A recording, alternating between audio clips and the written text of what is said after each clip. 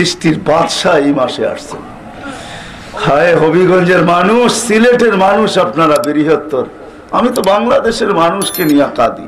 হায় তোমরা বৎসরে একদিন নবীর নাম উদযাপন, নবীর খুশি মানাও, খুশি উদযাপিত করো একদিন, শুধু একদিন। লানত আমাদের জিন্দেগির উপরে।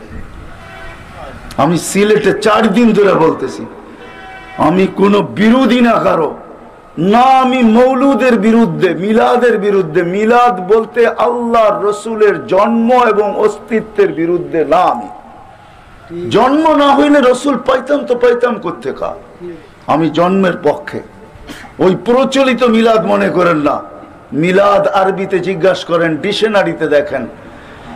যুবকদেরকে বলতেছি, মিলাদ লেখা ইংলিশে সার্চ দাও, তর্জমা করো। প্রত্যেকটা অ্যান্ড্রয়েড সেটে এই সফটওয়্যার আছে, তুমি তর্জমা করতে পারো, শব্দকে স্থানান্তর করতে পারো।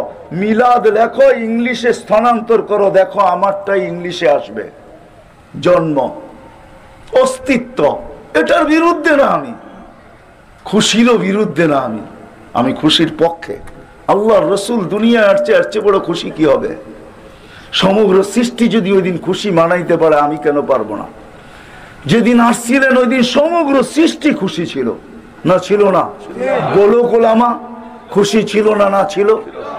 সমগ্র সৃষ্টি খুশি ছিল, সমগ্র সৃষ্টি।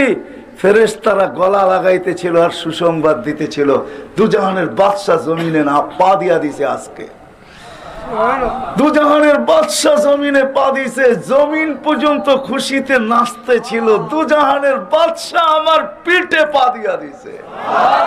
আমি খুশিরও বিরুদ্ধে না, আমি পদ্ধতির বিরুদ্ধে।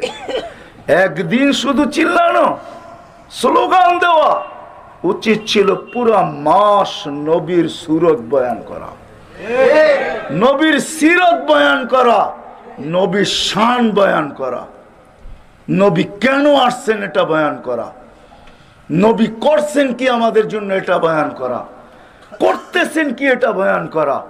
ও হবিগঞ্জের মানুষ এখনো আমাদের জন্য কবরে বসা চোখের পানি চড়ায়। জিজ্ঞাসা করেন ওলামাদেরকে, এইখানেও আছে, জিজ্ঞাসা করেন হবিগঞ্জি রহমতুল্লাহ আলাইকে কোত্থেকে আমি আনবো কবর থেকে উঠায়া।